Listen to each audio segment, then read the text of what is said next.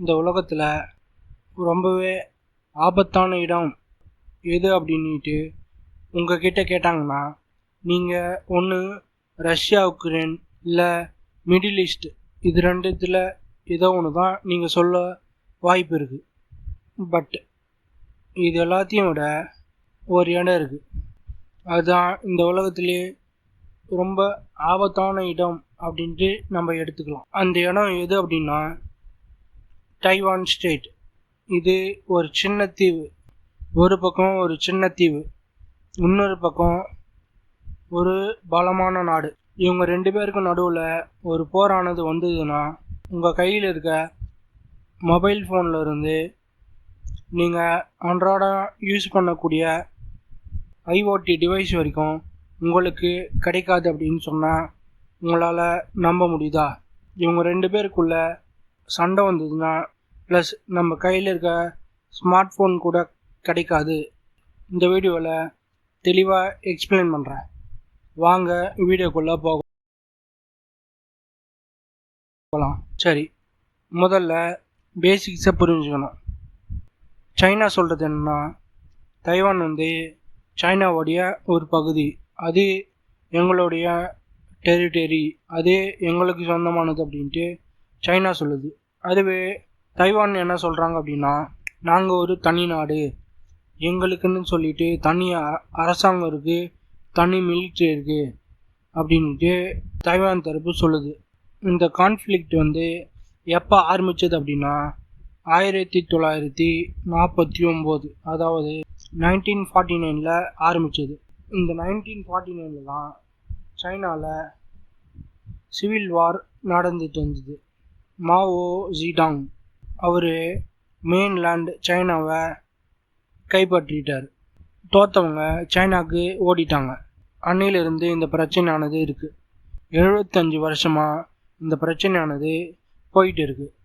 இப்போ ஏன் திடீர் பதட்டம் அப்படின்ட்டு கேட்டிங்கன்னா, சைனாவுடைய பிரசிடெண்ட் ஷி ஜின்பிங் ஒரு விஷயம் திரும்ப திரும்ப சொல்கிறாரு.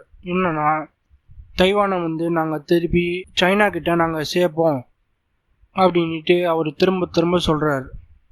அவர் என்ன சொல்கிறாருன்னா, தைவானை நாங்கள் பேச்சுவார்த்தை மூலிமா நாங்கள் திருப்பி சைனா கூட இணைச்சாலும் சரி, அப்படி இல்லைன்னா மிலிட்ரி ஆக்ஷன்ஸ் மூலிமா திருப்பி நாங்கள் தைவானை சைனா கூட இணைக்கிறதும் சரி, இது ரெண்டுத்தில் எந்த விஷயமானாலும் நாங்கள் திருப்பி தைவானை சைனா கூட இணைச்ச தீர்வோம் அப்படின்ட்டு ஷி ஜின்பிங் சொல்கிறாரு. இதை கேட்டு அமெரிக்கா என்ன பண்ணுது அப்படின்னா, அமெரிக்கா தைவானை சுற்றி அவங்களுடைய வார்ஷிப்பை அனுப்புது. நாங்கள் தைவானுக்கு சப்போர்ட் பண்ணுறோம் அப்படின்ட்டு தைவானுக்கு வெப்பன்ஸை ப்ரொவைட் பண்ணுறது, அவங்க கூட சேர்ந்து மிலிட்ரி ட்ரில்லை கண்டக்ட் பண்ணுறது அப்படின்ட்டு அமெரிக்கா தைவானுக்கு ஹெல்ப் பண்ணுது. பதிலுக்கு சைனா என்ன பண்ணுது அப்படின்னா, தைவானை சுற்றி மிலிட்ரி எக்ஸசைஸை கண்டக்ட் பண்ணுறது, ப்ளஸ் தைவானுடைய ஏர்ஸ்பேஸ்க்குள்ளே சைனாவுடைய ஃபைட்டர் ஜெட்டை அனுப்பி டென்ஷன்ஸை க்ரியேட் பண்ணுறது அப்படின்ட்டு பண்ணுது. ஒரு மாதமும் இந்த டென்ஷனானது ரொம்ப அதிகமாகிட்டே போயிட்டு இருக்குது. இது ஜஸ்ட் ஒரு விளையாட்டு அப்படின்ட்டு மட்டும் எடுத்துக்கக்கூடாது. இது ரொம்பவே டேஞ்சரான ஒரு விஷயம். சரி, இவங்க ரெண்டு பேருக்குள்ள சண்டை நடக்குது, இல்லை சண்டை போகிற மாதிரி ஒரு சுச்சுவேஷன் வந்தது அப்படின்னா இந்த வேர்ல்டு ஃபுல்லாக ஏன் பேனிக் ஆகுது நீங்கள் நினச்சி பார்த்துருக்கீங்களா? இது ஏன்? இப்போது உங்களுக்கு ஒரு ஷாக்கிங் ஃபேக்ட் சொல்லட்டுமா? இந்த உலகத்தில் இருக்க அட்வான்ஸு கம்ப்யூட்டர் சிப்ஸில் 90% மேலே தைவானில் தான் மேனுஃபேக்சர் பண்ணுறாங்க. டிஎஸ்எம்சி அப்படின்ற ஒரு கம்பெனி தான் ஆப்பிள், என்விடியா, ஏஎம்டிக்கு இவங்க எல்லாருக்கும் சிப்பை சப்ளை பண்ணுறது யார் அப்படின்னா இந்த டிஎஸ்எம்சி அந்த நிறுவனம் தான் சப்ளை பண்ணுது. தைவான் விழுந்தா என்ன ஆகும்னா, உங்கள் மொபைல் ஃபோனு கிடைக்கிறது கஷ்டமாகும், ப்ளஸ் கார் மேனுஃபேக்சரிங் அஃபெக்ட் ஆகும். அது மட்டும் இல்லாமல் ஹாஸ்பிட்டல்ஸ், பேங்கிங் செக்டார்ஸு, இன்டர்நெட்டு எல்லாமே பாதிக்கும். வேர்ல்டோடைய எக்கானமியை ஒரு ஆட்டம் கண்டுடும். இதனால தான் அமெரிக்கா மட்டும் கிடையாது, ஜப்பான், சவுத் கொரியா, யூரோப்பு, ஏன் ஏன் இந்தியா முதற்கொண்டும் எல்லாருமே இந்த இஷ்யூவை க்ளோஸாக வாட்ச் பண்ணிகிட்டு இருக்காங்க. இப்போது நமக்கு ஒரு இம்பார்ட்டண்ட்டான கொஷின், இந்தியா என்ன பண்ணுது அப்படின்னா, இந்தியா சைனாக்கோ இல்லை தைவானுக்கோ டைரக்ட் சப்போர்ட் அப்படின்றது பண்ணலை.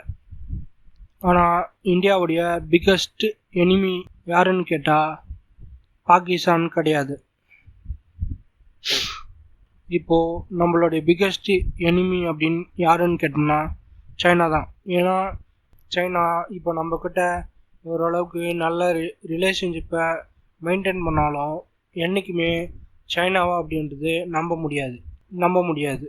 ஏன்னா இந்தியாவுக்கும் சைனாவுக்கும் border conflict plus border tension அப்படின்றது இன்னமும் போயிட்டு தான் இருக்குது.